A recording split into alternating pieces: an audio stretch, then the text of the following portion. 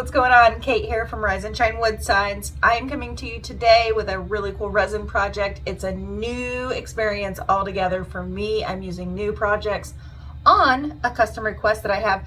This is actually going to be my test piece before I do a 3-foot fire dancer.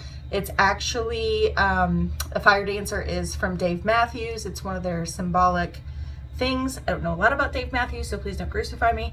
But anyhow, it's a fire dancer. It's really cool. I will show it to you here in just a little while. But I have some new resin that I am working with.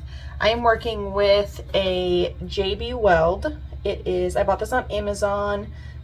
This is actually the Ultra Res. They have several different, what do you want to say? They have different levels for what you need.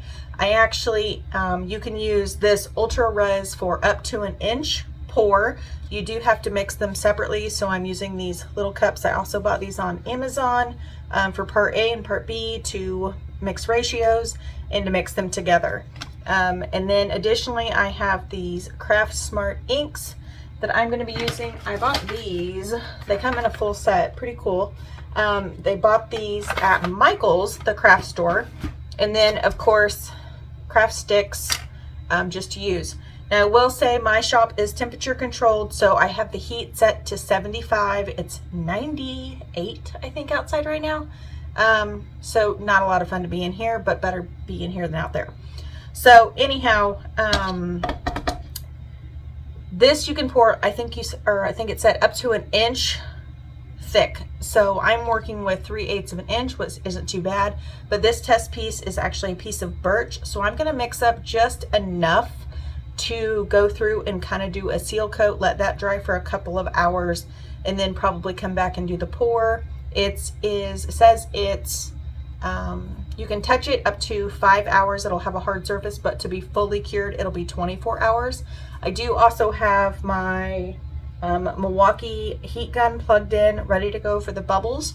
I will say, just in my personal experience, I have used the torch, the blue butane Bort torch, to get the bubbles out, and honestly, I think it just heats up the resin way too quick. I'm sure there are lots of experienced epoxy resin artists out there. I am not one of them. This is my first, actually it's been my second or third epoxy resin project, but new with this, and I've just not had a lot of success with using the heat gun unless I'm doing like a clear top coat. So yeah, with that being said, let's go ahead and get started. I'm gonna go ahead and get this mixed up, and then it actually takes 5 minutes to stir, so I'm gonna be standing here stirring for the next 5 minutes, and I don't think you want to watch me do that, so let's go.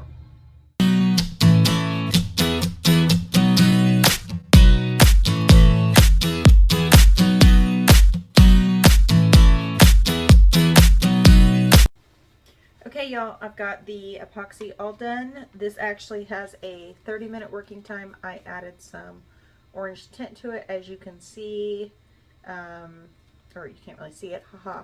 You can actually, I can start to feel the exothermic reaction already starting to happen. So let's get going on pouring the epoxy. So something I want to mention really quickly is there were a few holes in birch wood, as you know. This is just a pressed plywood. There were several holes, so I actually took my glue and I started adding, I'm going to set this like right here. I used it kind of as like a filler, so then that way it would not give me so many problems when I'm starting to do this actual process.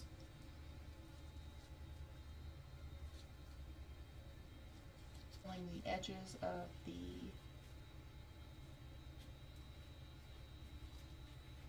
fire dancer, not sealing the edges of the epoxy. That doesn't make any sense. Sorry, I'm not one that is very good at talking and trying to make sense of working. Unless I'm dealing with my kids, and that's a whole different option. Whole different conversation.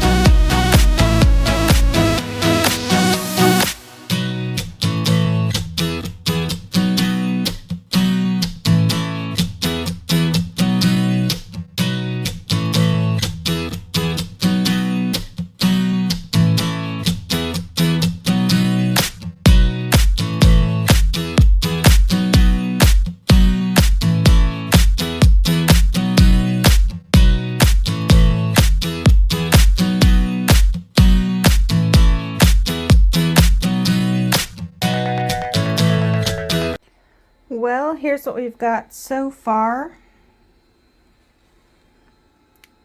It's looking pretty awesome. That clear layer that I did turned out really beautiful. I just kind of forgot to film it because I've been in a bit of a time crunch. But all of this is actually going to be taken off with the CNC once I do a surfacing. And it really doesn't have too much, but I know epoxy tends to rise the more that the heat comes up. And then this outline here is going to be done in black. So it'll be pretty cool. I think it'll be pretty badass actually. But that's it for tonight. I think we're going to head out, and it is 9:38. So we're going to let this set, and then we're going to go let this set all day tomorrow. I've got some family stuff going on tomorrow, and then I'll be back. I had to do a little buffing right here, which is no big deal, but this epoxy turned out so beautiful. Literally, there are no bubbles. I mean, you may see some like little fuzzies in here from when I was buffing some sand, but it is absolutely so perfect. I'm absolutely loving it. Next steps are going to be the actual Dave Matthews and then band down here. I've got to sand some of this off down here.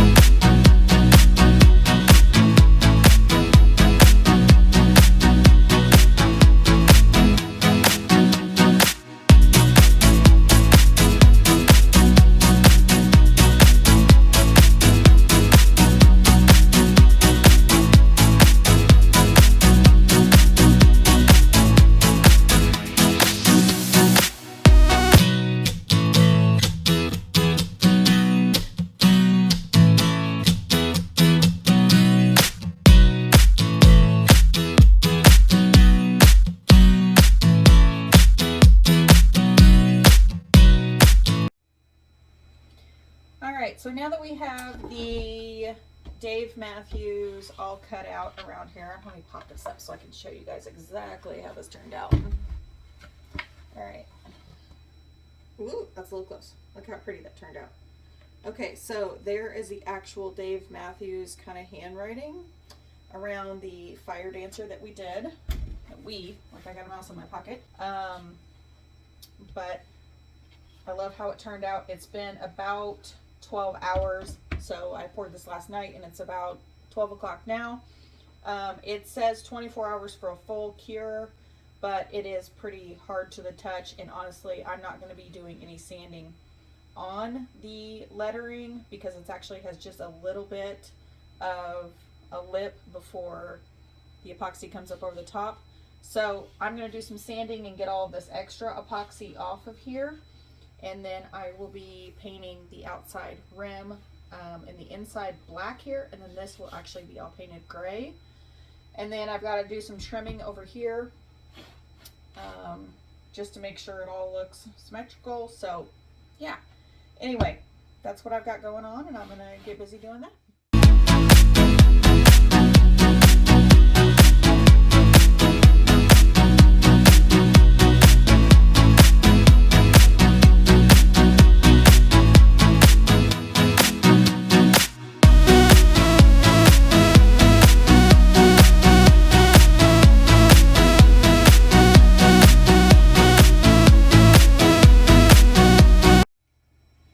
Okay, so now that it is all done sanding, I'm actually going to spray it off, but I wanted to tell you guys a quick tip.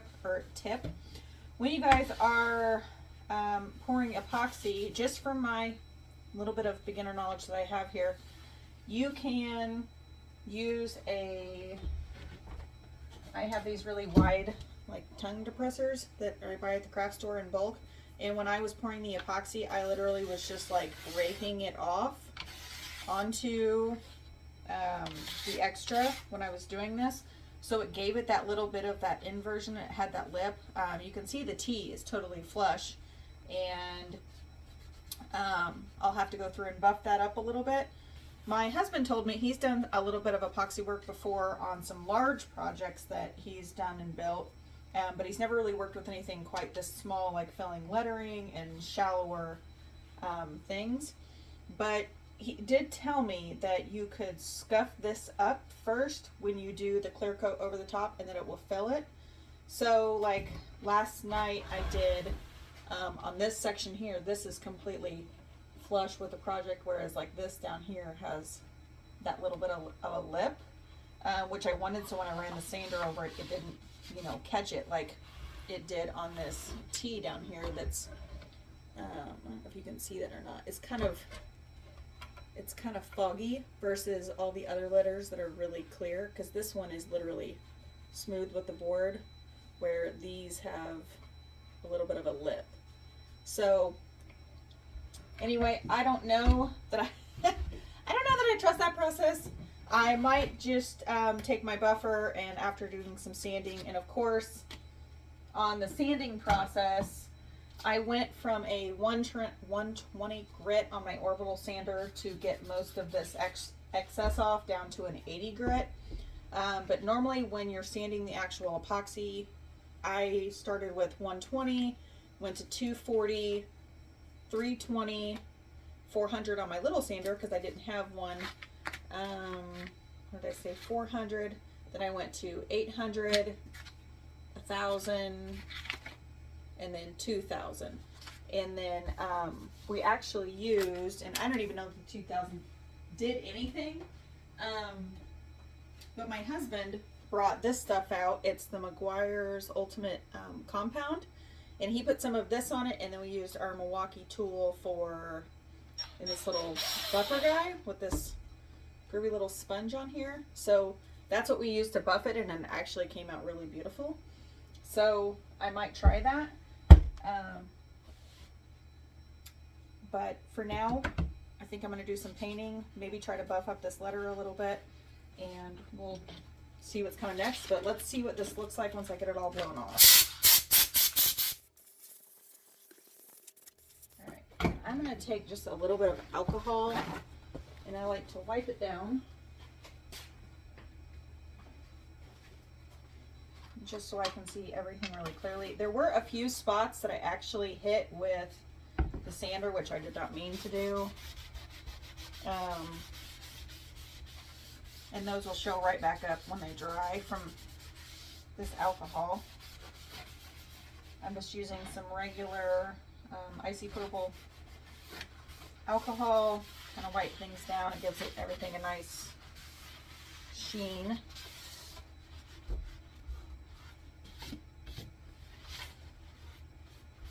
And again, I'm sorry if this is if this is the wrong process. Like I said at the very beginning of the video, I am brand new to doing this, so this is not my normal Not my normal routine. All right. Don't mind my CNC bed here. It is kind of a hot mess. It's my workspace right at the moment. So you can kind of see, let me grab the camera, down in here where I hit it with the sander a little bit. Now keep in mind this is still not fully cured, but this, like I showed you the T, it's got a little bit of cloudiness to it, which isn't a big deal. And then I hit the D with the sander and right in here. But I don't think that you will really notice those once you get into actually, once I get all of this painted and the clear coat on. But the reason I did the sanding, even though this wood is actually going to be painted, because you got to paint it. And you can't paint over epoxy with it looking actually level and looks right before I do the clear coat. So I'm going to get to painting.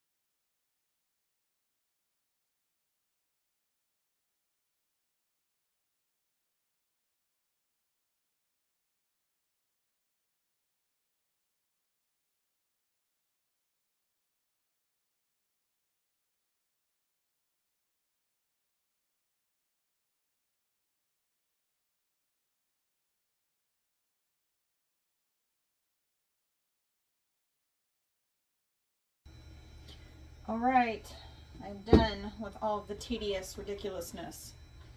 All right, can y'all see this? Let me get it up here. All right, check it out. The epoxy is great. The paint is still just a little bit damp, but if you can see it close up, everything is starting to really come together. Now I need to hit this with some gray, a coat of gray paint where you see the wood. Yes, I did sand down that black just because I do not want to see black popping through the gray, because it's actually going to be, it's going to be kind of a light gray but a little bit of a dark gray, and I just don't want, black is such a prominent color, I just don't want it popping through the gray. So I did go ahead and sand down all of the edges, which took me probably in real time probably about 20-25 minutes to get all that sanded down. And then I took my air compressor, blew it all out, and went back through and touched up. And of course I had a little bit more black in here. I didn't guess somehow missed that. So that's done. The only thing I'm really contemplating is yesterday when I poured this, it's actually brown. I thought it was black. So I'm really kind of disheartened that this came out brown and not black. But overall, I still think it looks pretty badass. I think it just gives it another added dimension instead of everything being black and gray. So I think the brown, I think it'll look pretty cool.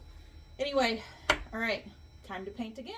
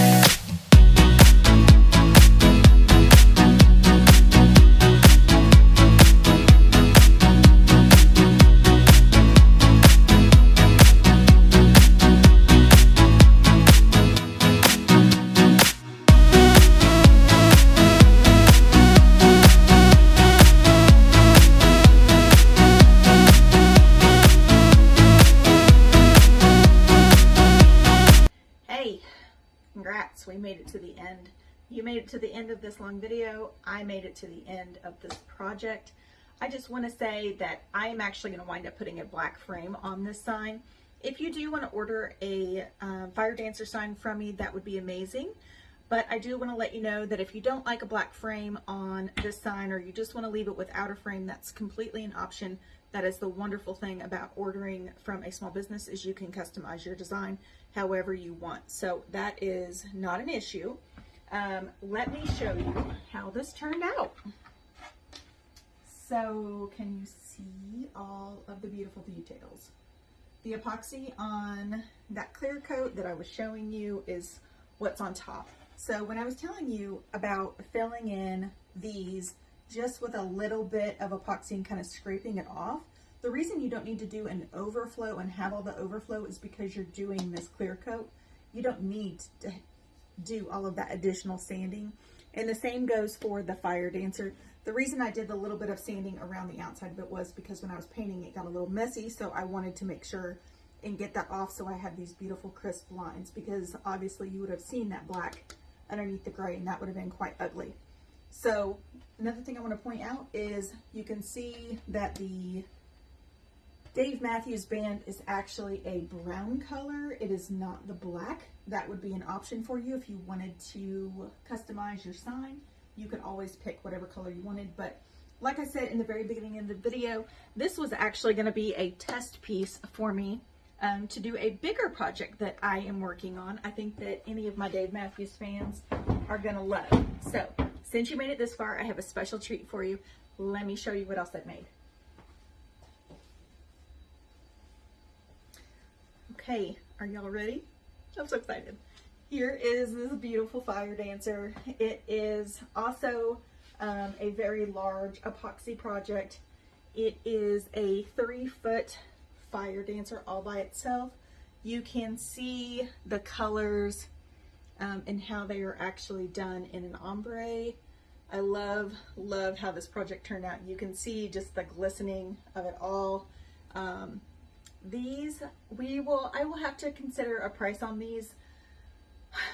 Honestly, I'm not exactly sure, and I don't feel comfortable putting that pricing out on YouTube, but these will be available for sale. These two custom pieces go together to the same client, so if you do want one, these will take anywhere from 2 weeks roughly for me to make, depending on if there is a lineup and demand. So anyway, thanks for tuning in to my channel. If you wouldn't mind hitting that subscribe button for me, and then also giving me a thumbs up and a comment if you would wish. That really helps me grow my YouTube content and community. So I appreciate your time. Thank you so much for watching. Catch you in the next one.